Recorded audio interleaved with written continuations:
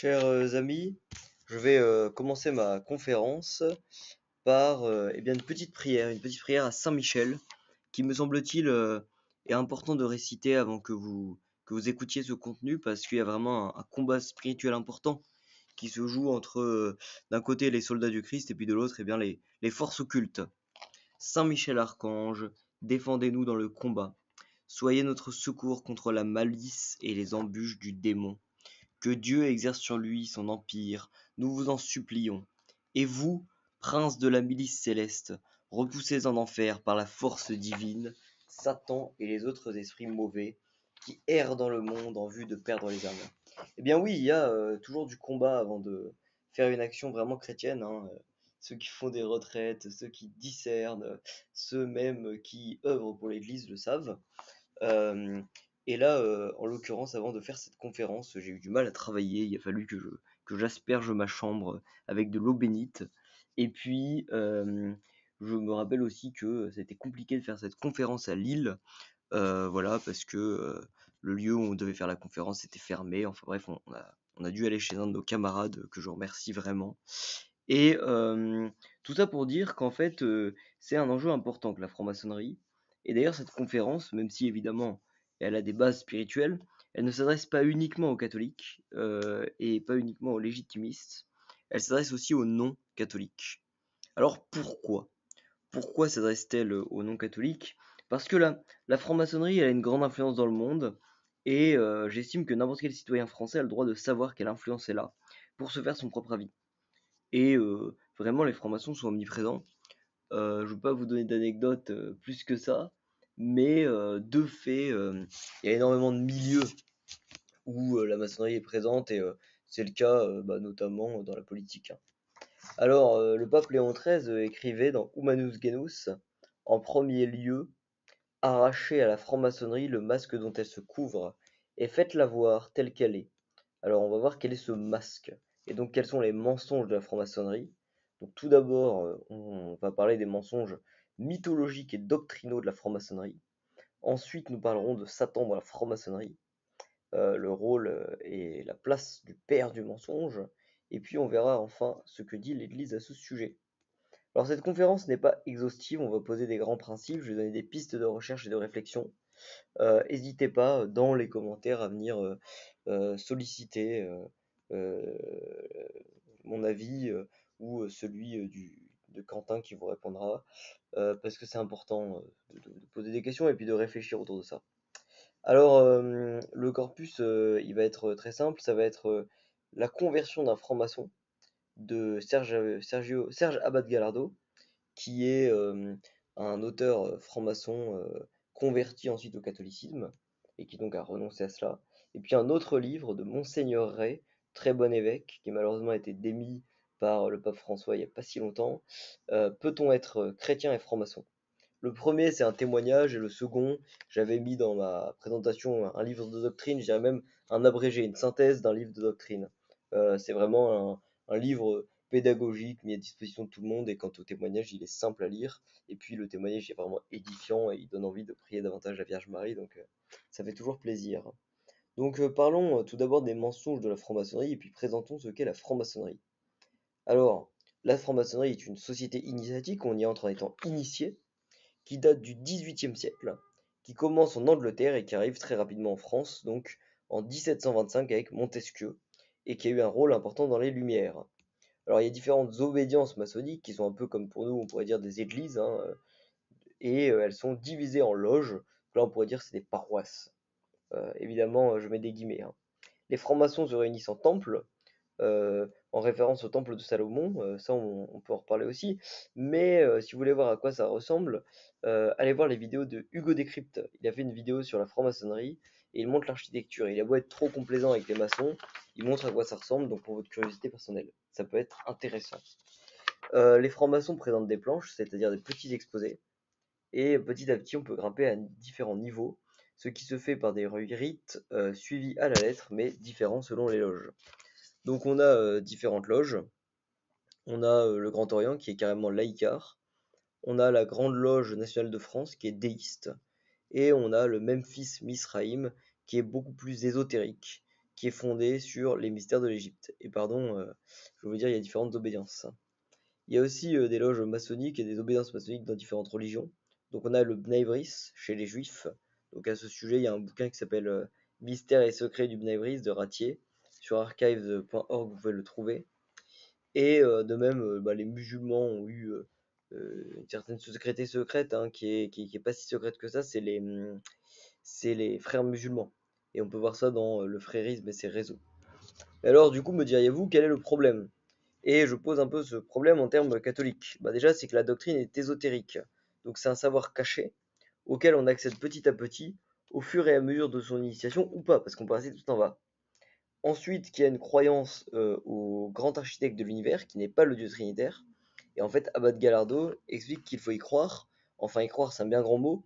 En tout cas, en rejetant les dogmes. Et il cite les constitutions franc-maçonnes. Donc en fait, en rejetant sa foi catholique, si on est catholique et franc-maçon. Donc vous voyez déjà le gros problème que ça pose. Et selon lui, donc je vais le citer, le but c'est de les amener progressivement à l'apostasie, par un parcours qui ancrera dans l'esprit du candidat l'erreur gravissime du relativisme spirituel. Eh bien oui, quand tout est Dieu, alors, je continue la citation, rien n'est Dieu. Et en fait, selon la franc-maçonnerie, le grand architecte est présent de manière imparfaite dans toutes les religions, mais seule la franc-maçonnerie enseigne pleinement la connaissance de Dieu à quelques initiés. Monseigneur Ray va d'ailleurs plus loin. Dans son livre Peut-on être chrétien et franc-maçon? Euh, et il dit que pour la franc-maçonnerie, toutes les religions sont des tentatives concurrentes pour exprimer la vérité sur Dieu, qui en vérité est inaccessible. La seule chose qui soit conforme à la vérité de Dieu est le langage à multiples sens, laissé à la capacité d'interprétation de chaque maçon. Et d'ailleurs, les deux bouquins expliquent qu'en franc-maçonnerie, on n'a pas le droit de parler de religion, mais on parle de thèmes religieux, à visée religieuse, ou qui intéressent les religieux, par exemple l'euthanasie, on en parlera plus tard, 24 heures sur 24. Et donc, on va analyser un cas particulier de la mythologie maçonnique. Alors, il y a le personnage de Hiram, qui est un architecte, un fondateur du temple de Salomon, un détenteur du secret de la franc-maçonnerie, ça c'est dans la légende maçonnique, et son assassinat, fictif, je dis bien fictif, serait un drame pour la franc-maçonnerie. Or, dans la Bible, on lit dans le livre des rois 5, 15 à 23 que Hiram, eh bien, c'est le roi du Liban. Il fournit de quoi construire le temple. Et puis en 1 roi 7, 13, 14, on lit aussi Salomon envoya chercher Hiram de Tyr. C'était le fils d'une veuve de la tribu de Nephtali, mais son père était tyrien, ouvrier en bronze. Il était plein d'habileté, d'adresse, de savoir pour exécuter tout travail de bronze. Il vint auprès du roi Salomon et il exécuta tous ses travaux. Donc en fait, on voit que dans la Bible, Hiram est un ouvrier et aussi un roi qui fournit de quoi, euh, de quoi construire le temple. Donc on a deux Hiram. En tout cas, ce ne sont pas des architectes du temple, pas du tout. Il collabore à ce temple, et pas plus, pas moins. Et il n'est pas assassiné. Donc en fait, on voit que la franc-maçonnerie ment sur la Bible. Alors vous allez me dire, c'est un détail, mais pas du tout. En fait, quand il y a des divergences entre ce que la Bible enseigne et puis les hérésies, et ça se voit beaucoup. Par exemple, remarquez que dans le Coran, on parle jamais de Saint Joseph. D'ailleurs, Jésus n'a pas de père. Or, petit à petit, on se rend compte dans l'Église que Saint Joseph a une place super importante. Ça, c'est qu'un exemple. Mais vous voyez, ou bien dans l'enfant de la promesse, selon eh bien, le Coran, ce serait Ismaël, et donc c'est un fils d'Abraham, et du coup, Nostra Aetate nous enseigne que l'islam est une religion abrahamique. Mais en fait, c'est très très important, parce que ça veut dire que pour l'islam, la révélation n'appartient pas au peuple élu puis à l'Église, mais elle appartient aux musulmans. Donc en fait, on voit qu'il y a des problèmes quand on ment sur la Bible. Et en l'occurrence, j'ai eu des cours de 3 heures sur ce temple, et le temple, c'est important parce qu'il annonce le corps du Christ, et l'architecture des églises d'ailleurs ressemble beaucoup plus au temple que les temples francs-maçons. Par exemple, le tabernacle, c'est un peu le Saint des Saints, c'est du fini qui enferme de l'infini. C'est un petit endroit dans lequel Dieu est.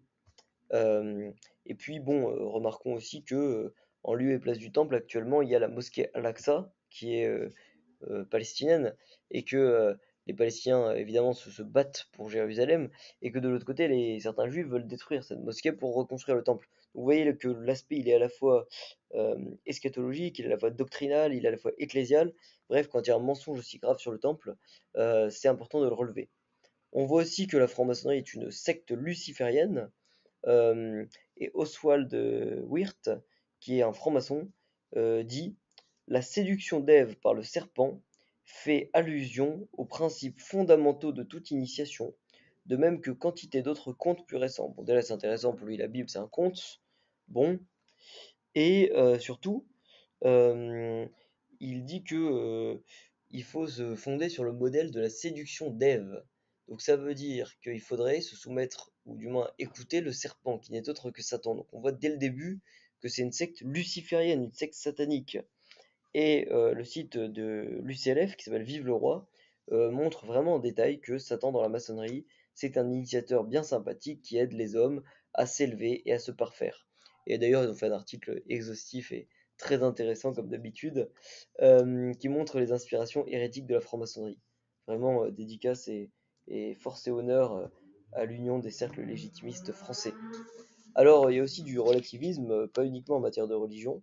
Je vous cite un bouquin écrit en dialogue entre Jean-Marie Lupart, qui était un franc-maçon de très haut niveau, et Johan Picard, que d'ailleurs j'ai connu, il allait à la même paroisse que moi à Lille, fut un temps. Et bref, toujours est-il que le franc-maçon dit à Johan Picard, j'imagine pas la réaction du pauvre Johan: il n'y a pas de bien, il n'y a pas de mal. Le bien, le mal, c'est une mauvaise traduction de la Genèse. Pour nous, la morale est contingente, elle évolue constamment. Prenez l'exemple de la pédophilie. Il a existé dans l'histoire des moments où la pédophilie était tout à fait acceptée et reconnue. Il s'agissait presque d'un rite initiatique pour le jeune adolescent. D'aucuns diraient, hein, si c'était des sophistes, que l'adverbe presque dit que ce n'est pas tout à fait ça. Bon, d'autres, un peu plus taquins, un peu plus lucides peut-être, diraient que il y a de la pédophilie en franc-maçonnerie pour être initié, et que plus on monte, plus c'est abominable. Et c'est vrai qu'il y a eu des affaires comme ça, hein, notamment l'affaire Zandvoort Choral. Si ça vous intéresse, vous irez voir sur Google, je ne dirai pas plus. Mais bon, on voit que d'un point de vue doctrinal, d'un point de vue philosophique, ce relativisme est problématique, et un maître maçon lui-même dit que la pédophilie, c'est bien ou mal selon les époques, les civilisations, etc. Vous voyez quand même le problème. D'ailleurs, Abad Galardo nous dit que le calendrier maçonnique commence lors de la construction de la tour de Babel, qui d'ailleurs est le symbole même de l'orgueil humain, et le calendrier chrétien est appelé calendrier de l'ère vulgaire, il n'y aurait même pas besoin de dire plus. Et dans son bouquin, Abad Galardo raconte des parodies de saintes scènes qui ont lieu dans les loges maçonniques. Et il décrit ça très longuement. Et c'est marrant de voir que, enfin marrant, c'est terrible de voir que lors de la cérémonie d'ouverture des Jeux Olympiques, il y a eu une fausse sainte scène blasphématrice faite avec des drag queens. Donc vous voyez le problème. Et je vais vous raconter une petite histoire qui n'est pas une histoire malheureusement. J'étais en mission à Marseille, en week-end de mission. Et en mission, donc, on est envoyé en binôme pendant tout un après-midi dans les rues de la ville de Marseille ou de Toulon ou dans le sud souvent. Et on va parler aux gens. Et souvent, il y a des musulmans. Alors, soit on a un peu peur, bon, ça arrive à tout le monde, on fuit les musulmans, on va parler aux bobos. Et puis on en a marre, les bobos ils sont indifférents, donc on va aller parler aux musulmans. Et donc je vais devant la mosquée avec mon camarade, mon frère en Christ tout nouveau, et on parle pendant des heures et des heures avec les musulmans. C'était âpre, c'était viril, c'était marrant comme tout, et c'était intéressant, c'était enrichissant.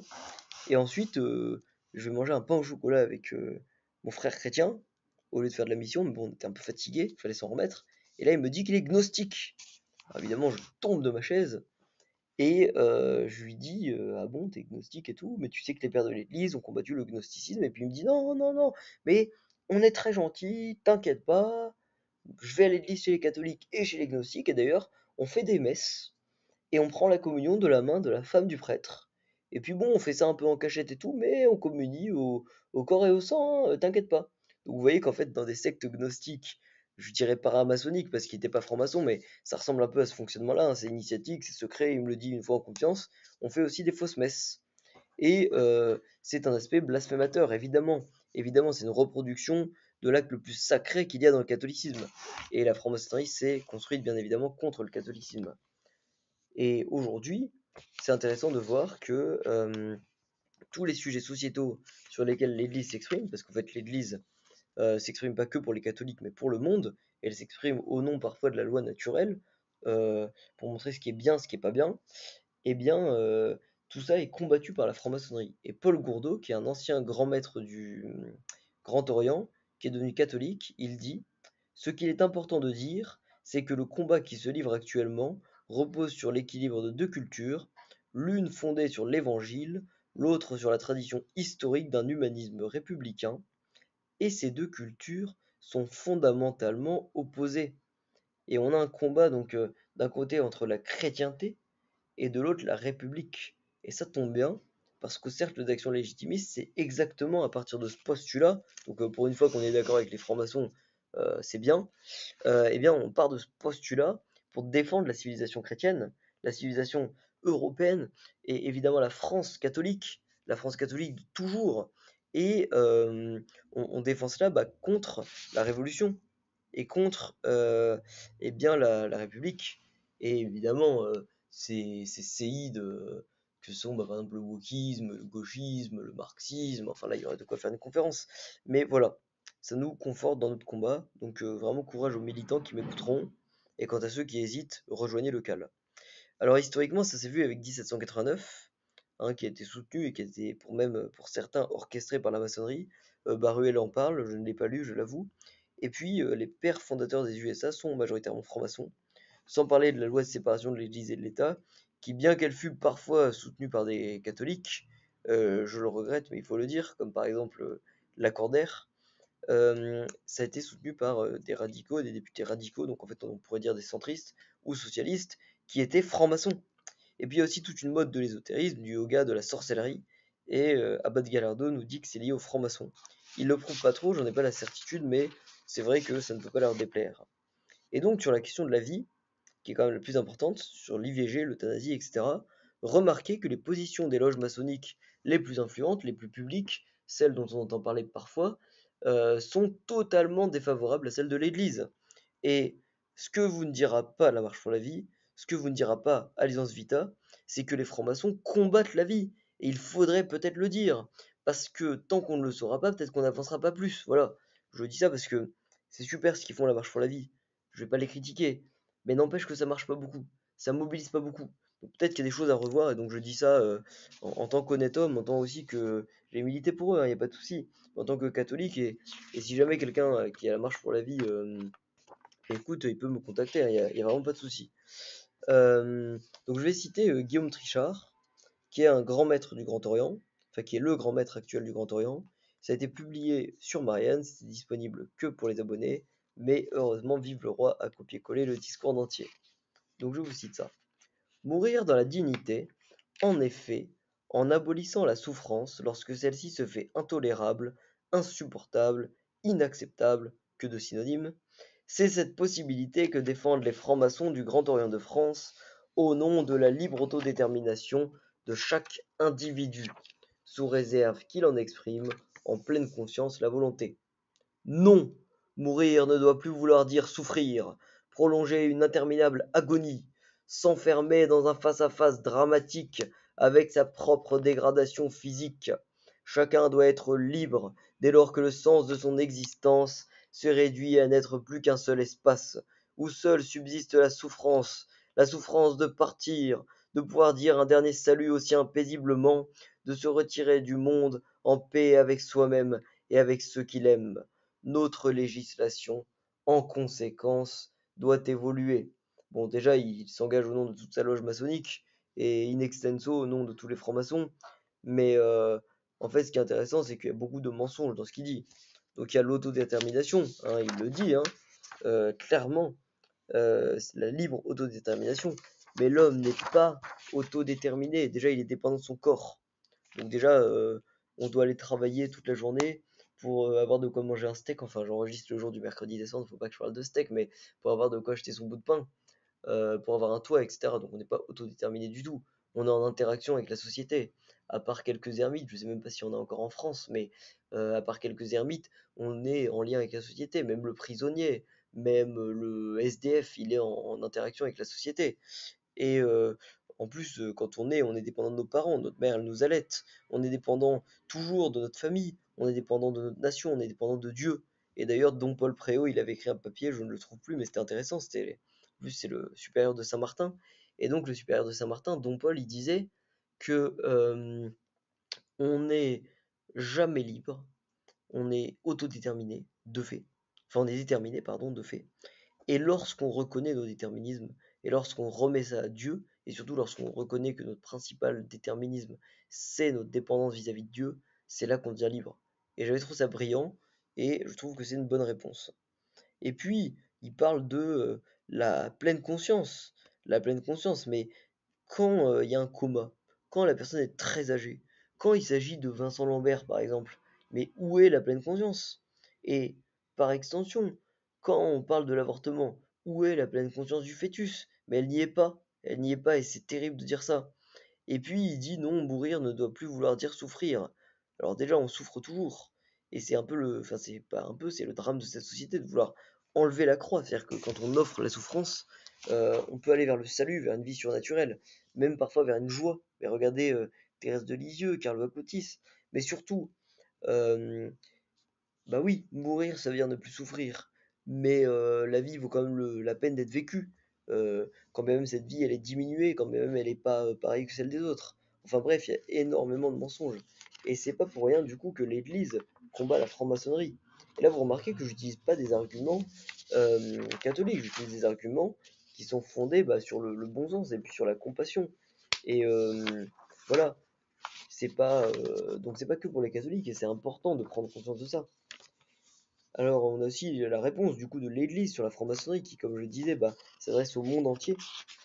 Et il faut savoir que, contrairement aux protestants qui ont toujours été beaucoup plus tolérants avec la franc-maçonnerie, l'Église catholique a toujours condamné la franc-maçonnerie. Un auteur maçon, Rabbi Ziad Odnil, qui n'est pas rabbin d'ailleurs, écrit: La franc-maçonnerie est une voie à part entière qui se suffit à elle-même. Pratiquer une religion et se vouloir en même temps franc-maçon est une contradiction. Et puis, d'ailleurs, je connaissais un franc-maçon qui militait contre le secret de confession, mais il voulait pas qu'on répète qu'il était franc-maçon. Donc vous voyez la contradiction, le hiatus. Et puis depuis 1738, donc rappelons que la première loge maçonnique en France c'est 1725, l'Église condamne la franc-maçonnerie, il est interdit pour un catholique d'être franc-maçon. Et donc je vais vous lire quelques documents. Donc le cardinal Ratzinger avait édité un document en 83 et il était écrit: Le jugement négatif de l'Église sur les associations maçonniques demeure donc inchangé, parce que leurs principes ont toujours été considérés comme inconciliables avec la doctrine de l'Église, et l'inscription à ces associations reste interdite par l'Église. Les fidèles qui appartiennent aux associations maçonniques sont en état de péché grave et ne peuvent accéder à la Sainte Communion. Donc, en fait, ils sont excommuniés d'emblée, parce que ils peuvent pas communier tellement ce péché d'appartenir à la maçonnerie est grave. Donc vous imaginez. En fait, au nom de la libre autodétermination, eh bien, on finit par être exclu de l'Église, hein, et c'est un peu le drame de Caïn qui se pense indépendant de son frère, un peu le drame de Lucifer qui se pense indépendant de Dieu. Voilà, quand on commence comme ça, on finit toujours très mal. Et puis le 15 novembre 2023, le pape François a signé une note interdisant à nouveau l'appartenance à la franc-maçonnerie pour un catholique. Donc le 2023, c'était il y a 2 ans. Alors pourquoi? Monseigneur Ray explique que c'est à cause de l'ésotérisme, le savoir n'a pas à être caché, le salut est réservé au monde entier. Aussi parce que le fait de s'engager dans une association occulte et qui ne dit pas tout, euh, ça fait qu'on ne respecte pas ceux qui entrent. Et ils savent pas à quoi ils s'engagent. Et pour info, quelqu'un qui veut devenir moine, par exemple, il connaît la règle selon laquelle il s'engage, il sait exactement comment ça va se passer. Enfin, il sait pas tout, mais il sait quelles sont les règles, les chartes, les constitutions, etc. Ou quelqu'un qui signe un contrat, il sait combien d'heures il va travailler, pour qui, quel type de travail il va faire, etc. Il y a aussi le mensonge, hein, comme je disais, de l'autodétermination. Il y a le primat de la révélation, enfin de la raison sur la révélation. Donc c'est-à-dire qu'en gros, les francs-maçons pensent que la raison passe avant la révélation. Et nous l'avons vu, en fait, d'une certaine manière, ils ne croient pas en la révélation, ils ne croient pas en un Dieu révélé. Il y a une vérité qui est inaccessible. Hiram meurt sans donner le secret, donc en fait, le maçon ne connaîtra jamais la vérité. Et puis, il y a du relativisme moral. Et donc, en conclusion, pour un franc-maçon religieux, sa loge passe avant sa religion. Donc on voit que les mensonges de la franc-maçonnerie sont multiples au niveau doctrinal. Voilà, j'ai trouvé un mensonge en lisant ma Bible, vous imaginez qu'ils sont nombreux. Au niveau des promesses politiques, ils vont pas vous dire que l'euthanasie ou l'avortement sont des meurtres. Au niveau moral, le relativisme est très grave.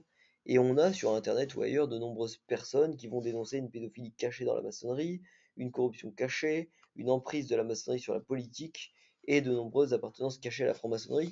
Alors moi j'en ai pas parlé, j'ai simplement parlé de ce qui était publié, de ce qui était grand public, parce que voilà, c'est une conférence de formation à la base destinée pour les militants lillois et puis pour ceux qui écouteront sur internet, mais vous vous doutez qu'avec une telle culture du mensonge, une telle culture de mort, pour citer Jean-Paul II, bah oui, c'est bien possible.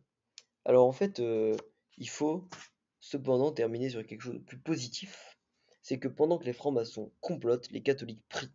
Et donc, pour celui qui n'est pas catholique, sache qu'il y a une réponse. Une vraie réponse, pas uniquement politique, parce que si on fait que de la politique, on s'essouffle, mais une réponse aussi religieuse. Et en fait, il faut se dire qu'il y a des tas de moines, par exemple, qui prient, qui passent leur journée à prier.